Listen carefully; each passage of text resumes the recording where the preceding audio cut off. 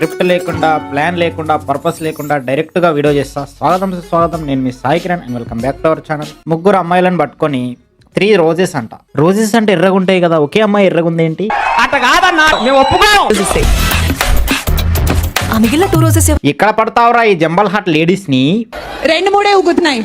November అనేది triple N అంటారు. November ని ట్రిపుల్ ఎన్ అంటారంట. ట్రిపుల్ ఎన్ అంటే ఏంది? నో నట్ నవంబర్. నో నట్ నవంబర్ అంటే ఏంది? కొట్టుకోవద్దు అన్నట్టు. ఈ మంత్ మొత్తం నో నట్. నో నట్ నవంబర్ అంటారు. నో నట్ నవంబర్ అంటే అది హీరోయిన్ ఏంటి ఇట్లా అంటుంది? నో నట్ నవంబర్ అంటే హీరోయిన్ ఎలాగో కొట్టుకోదు కదా, హీరోయిన్ కి ఎలాగో ఉండదు కదా, ఎందుకంత వర్రీ అవుతుంది? నవంబర్ లో నట్స్ తినకూడదు. నట్స్ తింటే వింటర్ లో మనం ఈయన మాట్లాడుతుంటే హీరోయిన్ ఎందుకు రా అంత ఇదైపోతుంది? కొంచెం డైజెస్ట్ అవ్వదు అందుకని. నో నట్ నవంబర్ అంటే నట్స్ తినకూడదని చెప్తే మనోడు ఏం తిన్నాడు మరి నవంబర్ లో? అంటే దీన్ని ఇంగ్లీష్ లో యాక్షన్ చేయమంటే ఓవర్ యాక్షన్ చేస్తున్నారు అంటారు. అంతేగా. ఇది బాగుందిరా. ఈయనేమో నాకు నో నట్ నవంబర్ అంటే నట్స్ తినొద్దని అనుకున్నా అంటాడు. ఆవిడేమో వచ్చి కొట్టుకోకపోవడం రా అని చెప్తుందంట. సరిపోయారు ఇద్దరును. ఫ్లాష్ బ్యాక్ వెళ్ళు, ఏమంది? బోల్డ్ సీన్స్ చేయాల్సి వస్తే చేస్తారా? లిప్ కిస్ అయితే పెట్టనండి. బోల్డ్ సీన్స్ చెయ్యాలంటే చేస్తారా అంటే లిప్ కిస్ పెట్టను అంటే ఏంది? చుమ్మాకి చుమ్మా పెట్టదు సినిమాల్లో, కానీ ఎక్స్పోజింగ్ మాత్రం చేస్తా. సినిమా అవసరం లేదు, రీల్స్ లోనే. డిమ్రీ అని ఒక యాక్ట్రెస్ ఉంది ఫ్రమ్ యానిమల్.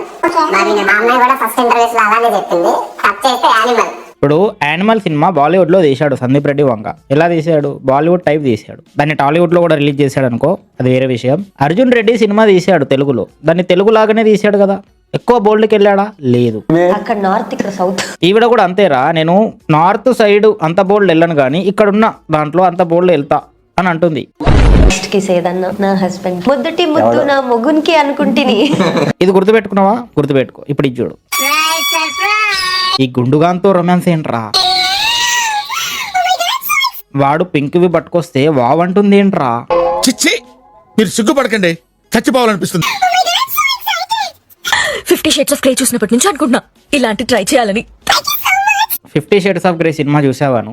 దాంట్లో హీరోయిన్ ని తీసుకెళ్లి రెడ్ రూమ్ కి రకరకాల భంగిమలు ట్రై చేస్తాడు వాడు, కొడతాడు. అంగోబెట్ ఏమిటండి మీరు మాట్లాడేది? ఈ అమ్మ 3 రోజెస్ అని చెప్పి 6 రోజెస్ అన్నట్టు ఉంది ఇది. ఇప్పుడేం చూసావు? ముందు ఇంకా ఉంటుంది.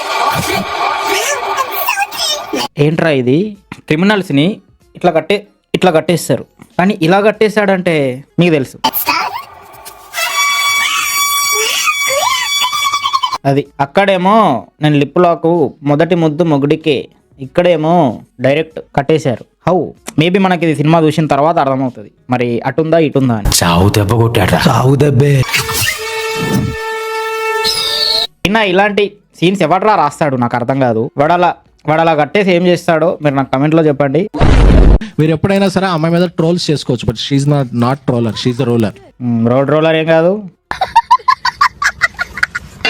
కుష్దా అంటే నిబ్బి అనుకుంటారేమో, షీఈ్ పెర్ఫార్మెన్స్ డిబ్బి.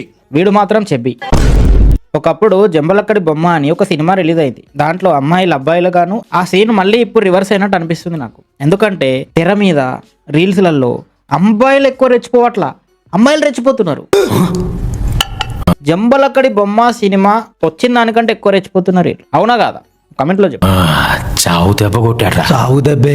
అండ్ ఇప్పుడు మళ్ళీ ఫ్లాష్ బ్యాక్ లో పోతే చీజ్ బజ్జీలు తినేసి వచ్చామన్నది. ఇప్పుడు మళ్ళీ సినిమాలో అదే డైలాగ్. బజ్జీలు తినడానికి ఎవడైనా పబ్కి వెళ్తాడా? అసలు పబ్లో బజ్జీలు దొరుకుతాయారా? ఎక్కడ్రా? ఏ పబ్లో బజ్జీలు దొరుకుతాయి నాకు చెప్పు, నేను పోయి తింటాడా. రోడ్ మీద ఎత్తారు బజ్జీలు, పబ్లో బజ్జీలు వేయరు. ఏమి ఎత్తారో మీకు తెలుసు. అదేంట్రా గెటప్లేంట్రా? మిమ్మల్ని ఎక్కడో చూసినట్టుందండి. గుర్తుపట్టలేదా రాజా? అక్కడికి వెళ్ళి బజ్జీలు తినేసి వచ్చా. ఇది వేయండి దయచేసి, మేము బజ్జీలు తినేసి వచ్చామండి. అంటే నువ్వు అక్కడ అర్థం చేసుకోవాలా, అప్పుడు ఇప్పుడు చీజ్ బజ్జీలు తినడానికి వెళ్ళలేదని. పార్టీకి వెళ్ళి బజ్జీలు తినేసి వచ్చాము, చీజ్ బజ్జీలు అంతే. నిన్న చేంజ్డ్ తలైవర్ బజ్జీల నుంచి భంగిమల వరకు వచ్చింది అదే సినిమా. మరి ఇలా కట్టేసాడు కదా. చావు దెబ్బ కొట్టాడు. చావు దెబ్బే. నాకు అప్పుడప్పుడు ఆ బ్రహ్మ మీద కోపం వస్తుందిరా. ఏం రాతలు రాస్తున్నావురా? నాతల రాత అలా రాసావు, ఓకే. ఈ రాతలు ఎందుకు? What is the purpose of this రాతలు? ఎందుకు ఇదంతా? ఫుల్ మీమ్ కంటెంట్ మీకు నచ్చింది వేసుకోండి. నేను కూడా వేస్తా, ముగ్గురునే వేస్తా. I mean memes. I mean roast. చావు దెబ్బ కొట్టాడు. చావు దెబ్బే. రోజా పువ్వు, క్రీమీ పువ్వు, తామర పువ్వు నీ దగ్గరకు వచ్చి నువ్వేం చదువుకున్నావు అని అడిగితే నువ్వు ఎంత చదువుకున్నావో చెప్తావు. కానీ ఓవర్ యాక్షన్ చేసే వాళ్ళు ఎట్లా చెప్తారు? మీరు ఎంతవరకు చదువుకున్నారు? నేను చెప్పను. అంటే చదువుకోలేదా? సరిపోయారు. నా స్టడీస్ గురించి అస్సలు నేను చెప్పను. చెప్పాలి. ఏళ్ళ ముద్ర అని రాసుకోపు. ఇంకా నువ్వు ఫ్లాష్ బ్యాక్ వెళ్తే ఎస్కేఎన్ గారు అక్కడ నిబ్బి అనుకుంటారేమో, పెర్ఫార్మెన్స్ డిబ్బి. నిబ్బి అని ఎందుకు అన్నాడు ఇప్పుడు నాకు అర్థమైంది. మళ్ళీ నిబ్బి అనుకుంటే ఒక ఎడిట్ చూసా. మరి ఇట్లాంటి ఎడిట్లు ఎవర్రా చేస్తారు? మాట్లాడితే నిబ్బిలా ఉంది అనుకుంటాం కానీ చూస్తే పెర్ఫార్మెన్స్ డిబ్బి. సృష్టి ఏంటంటే బేసిక్ గా కొరియన్ పిచ్చి అమ్మాయి, కే డ్రామా ఎక్కువ చూస్తుంది. K for cat, sorry C for కదా, సారీ కే ఫర్ కైట్. కానీ నిబ్బిలకి K for Korean drama. So ఎవరికి ఏ అమ్మాయిలు అయితే కొంచెం ఆ సిరీస్ చూస్తుంటారు, నన్ను మాట్లాడనివ్వరా? వద్దా వద్దా? ఇప్పుడే బీబీసీ రేంజ్ లో ఊహించుకుంటుంది ఈవిడ. ఇప్పుడు మైక్ ఇస్తే ఎక్కువ చేయాలి కానీ మరీ ఎక్కువ చేయొద్దు. అంతేగా. మరి పబ్బులో బజ్జీలు అన్న బ్రెయిన్ అది మామూలు ఉండదు. పర్ఫార్మెన్స్ వార్ 2లో ఎన్టీఆర్ పర్ఫార్మెన్స్ కూడా అంత ఉండదు. అక్కడ ఎవరు లేనే లేడు, అసలు ఎవడు అరుస్తున్నాడని మాట్లాడనివ్వరు అంటుంది. అంటే నువ్వు బీబీసీ ప్రభాస్ అనుకుంటుందా? ఎవడ నాకు అర్థమైతే లేదు. కంటి చూపుతో చంపడం అంటే ఇదే కాబోలు సైన్యాధిపతి. ఎవరి అందాల బరిన ఈడొక్కడు అందరు అమ్మాయిలను తీసుకొచ్చి కంటి చూపుతో చంపుతుందంటే ఒరే బాబు, బాలకృష్ణ కంటి చూపుతో చంపేస్తా అన్నాడు కానీ నీ కళ్ళతో నిన్నే చంపుకోమని అనలేదురా. నువ్వు ఆవిడని చూస్తే చచ్చిపోతున్నావు అని తెలిసి కూడా చూస్తున్నావు. ఎర్రిపువా, అంతా సింపున్నావు నువ్వు.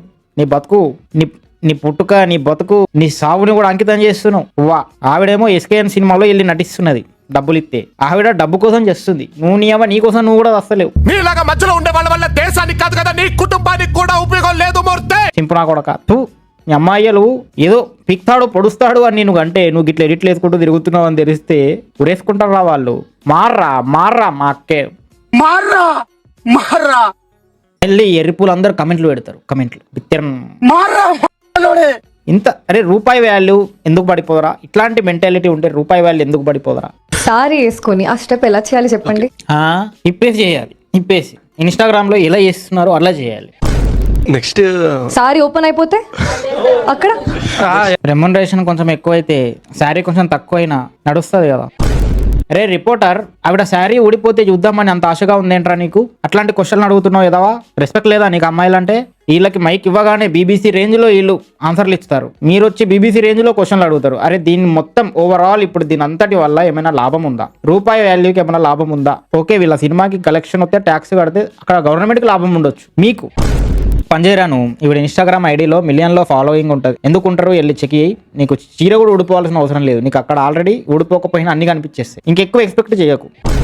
అంటే మనకి ఇంత టెక్నాలజీని సృష్టించి గొప్ప గొప్ప వ్యక్తులు, శాస్త్రవేత్తలు మన చేతిలో పెట్టింది ఎందుక?